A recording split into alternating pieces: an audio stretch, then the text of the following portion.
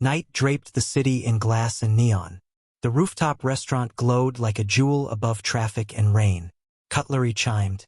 A violinist slid soft notes through the warm air. The scent of butter and seared rosemary lingered. Sophia balanced a tray. 2 creme brulees.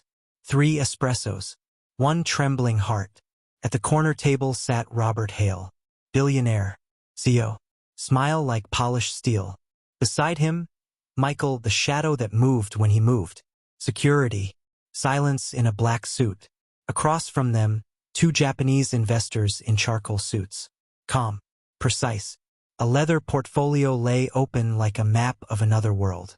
The translator pointed to a clause. "They're confirming the charity donation," he said. Smooth as satin. Sophia paused. The page was angled toward the aisle. She saw the kanji. Familiar strokes. Not donation. Different word.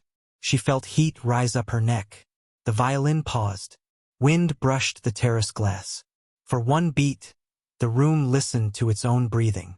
Sophia set down the tray. "Excuse me, sir." Her voice was gentle. Careful. "That's not what it says." Robert turned. "Pardon." "The contract," she said, eyes on the page. "It doesn't say donation. It says collateralized loan, backed by relief funds." Her throat tightened around the last 2 words. Michael's eyes narrowed. The translator blinked. One of the investors shifted in his seat. Robert's smile did not move. "You read Japanese?" he asked, amused. The kind of amused that could turn into a knife. Sophia nodded. "My mother taught me. We lived in Yokohama for 6 years," she said. "I'm sorry if I overstepped. This line is important." The violinist began again, but softer, like a secret. Robert leaned back. "Important," he repeated, tasting it. "And what exactly is it saying?" Sophia swallowed. "It says the $500 million intended for earthquake relief is collateral for a private loan to your company. If performance fails, the donation is seized." A breath left the table. One of the investors whispered to the other. The translator stared at his shoes. "Michael," Robert said without looking away from Sophia. "Our waitress believes she's my counsel." Michael stood. His shadow swallowed the candlelight. "Would you like me to explain more?" Sophia asked. Her hands shook. The spoons trembled on porcelain. "Another time," Robert said. His voice was silk pulled tight. "Take your break. Now." Sophia glanced at the investors. They were watching her, waiting, hoping, or measuring risk. She stepped back. The city hissed below. Rain tapped the glass. Her chest thudded. In the service corridor, Emma grabbed her arm. "What happened? You look like you saw a ghost." Sophia whispered, "I saw a number with a heart, and someone's going to break it." Emma's eyes widened. "Soft, don't. Not with him." Footsteps approached. Heavy. Michael's. He stopped at the mouth of the corridor. His voice was quiet, almost kind. "Sophia," he said, "Mr. Hale doesn't like confusion." He reached for her wrist. The violin cut off mid-note. What happens when a quiet truth collides with a man who controls the room? "Let go," Sophia said. Not loud. Not weak either. Michael's fingers paused. He smiled, professional and empty, then released her. "Take your break," he repeated. 10 minutes. No more. He walked away. The corridor exhaled. Emma tugged Sophia into the staff lounge. Fluorescent hum. Burnt coffee smell. A fan clicking like a broken metronome. "Tell me everything," Sophia told her. The words fell out in small, hard shapes. Kanji like tiny alarms. Loan. Collateral. Relief. Seizure. She described the investors' faces. The translator's silence. Robert's smooth, tight voice. Emma chewed her lip. "If you're right, it's not just a lie. It's theft with perfume." The door creaked. Evelyn, the evening hostess, slipped in. Quiet hair. Quiet eyes that missed nothing. "I heard," she said softly. "I studied in Kyoto." She's right. I didn't read it. But those words are distinct. "You speak Japanese too?" Emma breathed. Evelyn nodded. Enough to recognize a blade when it's pressed under a flower. A new voice from the doorway. Anyone mention a blade? A man in a wrinkled blazer leaned in, press badge tucked under the lapel. John. Freelance investigative reporter. Regular at the bar. Collector of whispers. I was covering the gala downstairs, he said, raising his hands. Before you ask, I didn't hear everything. But I heard enough. Sophia stiffened. I'm not a source, she said. I'm a waitress. John's gaze was steady. Waitresses hold up half the world, he said. Sometimes the half under the table. He lowered his voice. If that paper says what you think, there's a pipeline, shell companies, custodial accounts, crisis funds that never reach the crisis. I've seen this dance. Emma whispered. What do we do? Evelyn stepped closer. The investors will sign at midnight, she said. Robert wants the time zones to line up.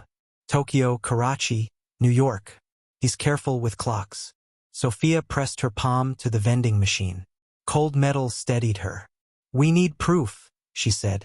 Not just me recognizing kanji. John nodded. The office floor has a server room. Private elevator from this building to his suite. Blue badge only. He looked at Michael's shadow moving through her memory. Security's tight. Michael, Emma said. He watches everything. Then we move between everything, Evelyn said. Calm as rain. Silence. The fan clicked. Somewhere a glass shattered on the floor. A laugh rose, then died. Sophia inhaled. If we get a copy of the contract and the transfer schedule, we can show the investors before midnight. We can. You can lose your job, Emma said. Or worse. Sophia met her eyes. What's a job compared to 100,000 tents not bought? Water that never comes? I carried buckets in Yokohama after the flood. I know what relief funds smell like when they're real. Wet rope, mold, diesel, hands. John rubbed his jaw. All right, he said. Plan? I'll distract. Evelyn, you translate anything we find. Emma, you keep eyes on Michael. If he moves, you text me one word. Storm. And me? Sophia asked. You, John said. Walk straight into the bluest room in this building and ask it for the truth. Emma swallowed. You're serious? John's grin flashed. Always. Evelyn pulled a thin keycard from her pocket. Guest elevator, she said. It's for emergency VIP exits. I saw the technician forget to collect it last week. We may have one door. Sophia took the card. It was warm from Evelyn's hand. It felt like stepping onto a narrow bridge over a deep night. 10 minutes are up, Emma murmured. He'll notice. Sophia looked at the clock. 11:17 p.m. The wind pressed its face to the glass. The city waited. Can four ordinary people slip past a man who owns the locks and time? They moved like a whispered sentence. Evelyn led them through a service stairwell that smelled of bleach and old lemons. Their footsteps split into soft echoes. On the 38th floor, a narrow corridor hummed, air cold as a chapel. The door at the end wore a small brass tag. Systems. Sophia slid the keycard. A light flickered green. The lock side. Inside, the server room glowed blue. Rows of black towers thrummed. The air tasted like static and metal. Thin cables hung like vines in an electric forest. 3 minutes, John said, checking his phone. Maybe 5. Emma stood by the door, phone ready. Storm if I see him, she whispered. Sophia moved to a terminal. The screen blinked awake. Login window. Corporate logo. A stylized lantern over water. Lantern global. She typed. Old summer job muscle memory flowed. Japanese cafe POS systems at 19. Password patterns. Reset habits. People reuse keys when doors multiply. She tried a guess. Another. The third. Denied. Denied. Then. Access granted. Her breath shook. I'm in. John stepped beside her. Search for relief. Collateral. Tokyo. Files spilled open. Contracts in PDF.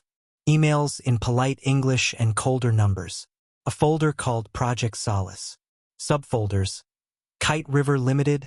North Glass, Yuki Trust, Ira Health Logistics. Another folder, midnight. Evelyn scanned. Here, she said, finger trembling over an email chain. Collateral. Immediate transfer. Charity title.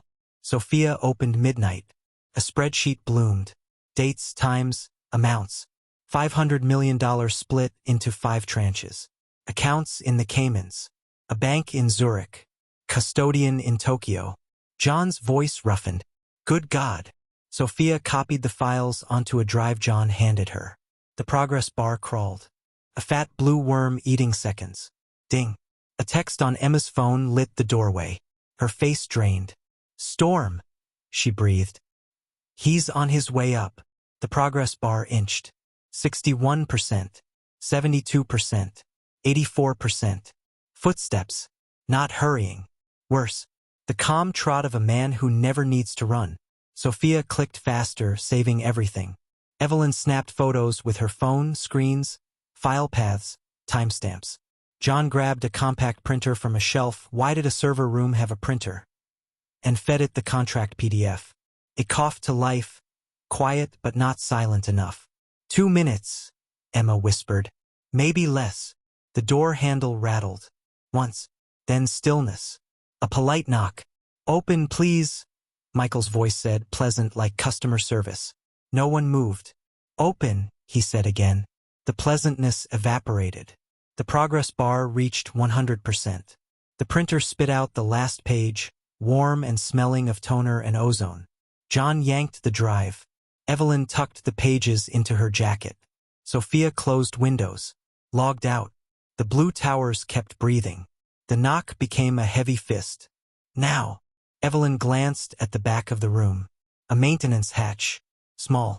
Unmarked. There, she whispered. Emma bolted to it, pried it open with a butter knife she'd carried since forever. The hatch led to a crawlspace of dust and wires. Tight. Dark. Not for people who enjoy breathing. Michael's key scraped the lock. Sophia looked at the hatch, then at the door. Go, John hissed. I'll stall. You can't, Sophia said. He smiled. Watch me. He opened the door as Michael pushed in. The two men blinked at each other like animals meeting at a river. Evening, John said, casual. You changed your cologne? Michael's gaze slid past him toward the racks. Where are they? Who? John asked. Blue towers? They look busy. Michael stepped forward. His hand brushed John's shoulder. Not rough. Final. In the crawlspace, Sophia's back scraped metal. Evelyn breathed slow through her nose. Emma's hand found Sophia's in the dark. Dust burned their throats. The server room door shut with a click. Silence. Then Michael's voice closer. You have 10 seconds to explain why the press is in my lungs, he said. Sophia closed her eyes, counted her heartbeats. When a door closes, what happens to the truth trapped behind it? They didn't sleep. They didn't have time. At 11:55 p.m., the gala downstairs roared back to life. Champagne towers glittered. Cameras blinked. Donors turned their smiles on and off, on and off. On stage, a banner, Solace Earthquake Relief. A slideshow flickered. Collapsed buildings, children under tarps, a convoy of trucks on the way. A piano played a hopeful, expensive melody. Robert strolled to the microphone. He was the opposite of dust. Tonight, he said, we give. The word rang like a bell polished too often. He glanced at the clock. 11:58. Behind the curtain, Sophia, Emma, and Evelyn stood with John. Their clothes were smudged. Their eyes were on fire. In Evelyn's jacket, a sheaf of papers warm from being held. In John's pocket, the drive. In Sophia's chest, a wave preparing to break.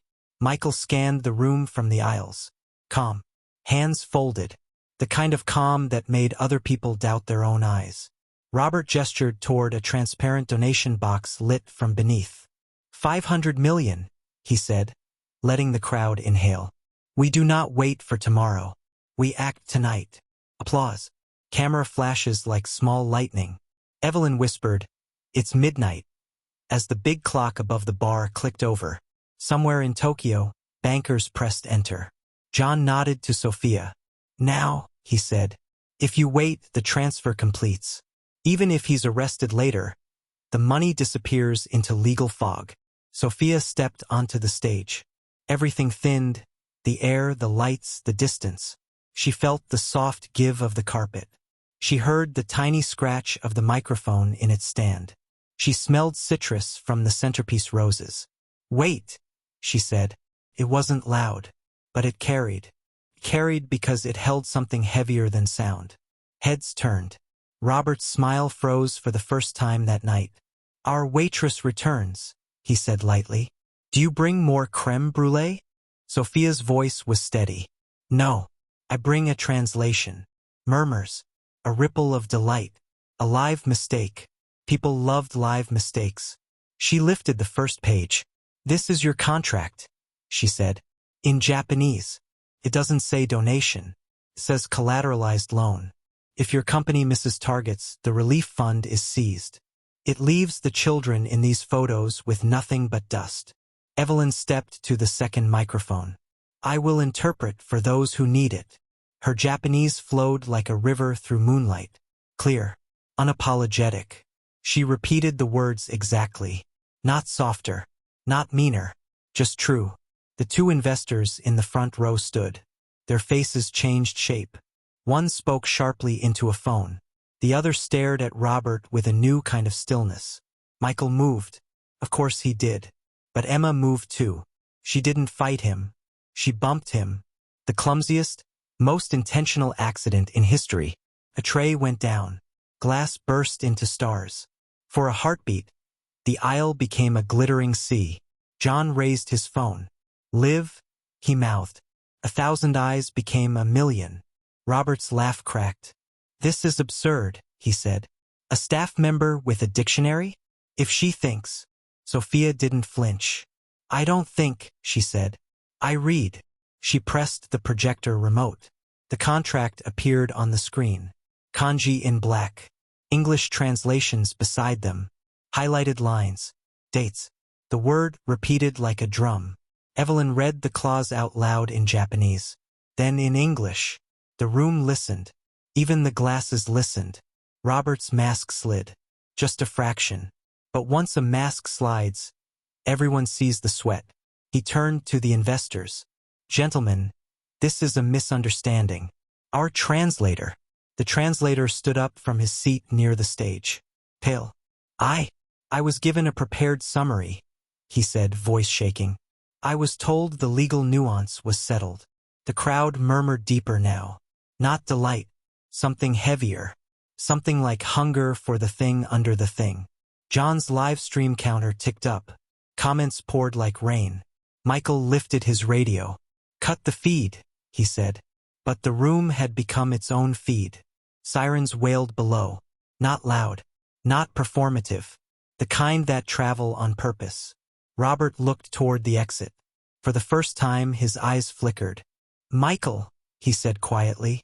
Michael touched his ear. We have a situation at the door. Sophia folded the last page. The situation, she said, is language. The sirens grew teeth. When the truth stands under a white light, will power still pretend not to know its name? Morning arrived on tiptoes. Gray. Honest. News vans lined the street like apology letters. The air smelled like coffee, wet newspaper, and a city catching its breath. People spoke in soft voices as if the building had become a hospital room. In the lobby, John scrolled through his published piece. The $500 million relief that wasn't.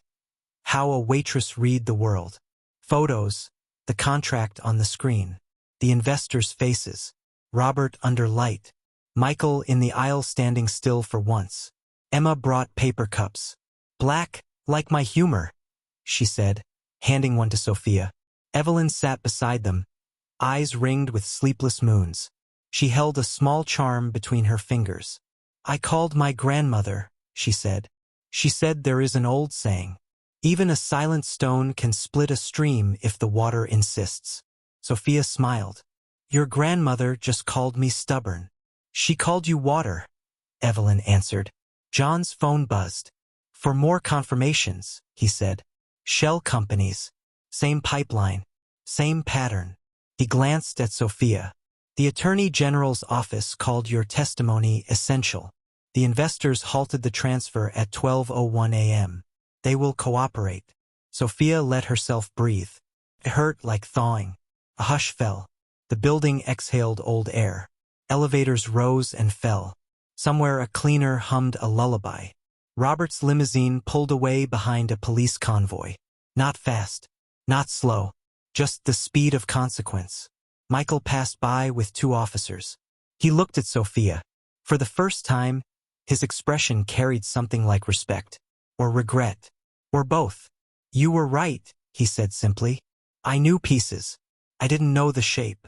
Shapes make the cut, Sophia said softly. Words draw them. He nodded once. Then he was gone. By noon, the board had appointed an interim CEO. Press releases spoke of integrity, transparency, review. The words tried to behave. Emma nudged Sophia. You know, she said, when you said, that's not what it says, I thought your life would get smaller, but it got bigger. Sophia looked at the city. Rain had given way to sunlight caught in puddles. It doesn't feel bigger, she said. It feels clearer, like someone cleaned a window inside my chest. Will you keep waitressing? Emma asked. For now, Sophia said. People talk to waitresses. Secrets slide across saucers. And I like feeding people who are just trying to get through their day. Evelyn unfolded a flyer. Community language nights at the neighborhood library. They asked if we can help teach, she said. Reading contracts, bills, leases, the words that hold roofs up. Sophia traced the flyer's edge. Yes, she said. Let's help people read the world before someone writes over them. John stretched, bones popping like soft firecrackers. The comments on the piece are wild, he said. Half the city is arguing about ethics. The other half is sharing ramen recipes. I don't know why. Internet. Emma laughed. It shook the dust out of the air. They walked outside. Wind lifted the edges of the newspaper taped to the door. Somewhere, a kid splashed through a puddle and screamed like joy. A bus sighed. A woman on a bike sang a song in a language that tasted like sugar and sunlight. Sophia paused at the curb. She let a silent moment arrive and sit with her. It held the weight of midnight and the lightness of noon. It held faces. Robert's, Michael's, the investors, the children in the slideshow, her mother's hands guiding hers over pencil lines, teaching strokes that meant hunger, safety, home. She turned to you, the listener, the watcher across the screen. Tell me, she asked, voice calm and close. If you heard someone misuse a word to steal a life, would you speak? Would you risk your quiet to keep another person's water from being taken? She waited. The street breathed. The city listened. A siren wailed far away. Not urgent this time. Just a reminder that someone somewhere was running. And that words, even small ones, can open doors no one meant for you to see. If you overheard a powerful person twisting language to harm others, at work, online, or in your community, what's the first thing you would do and why?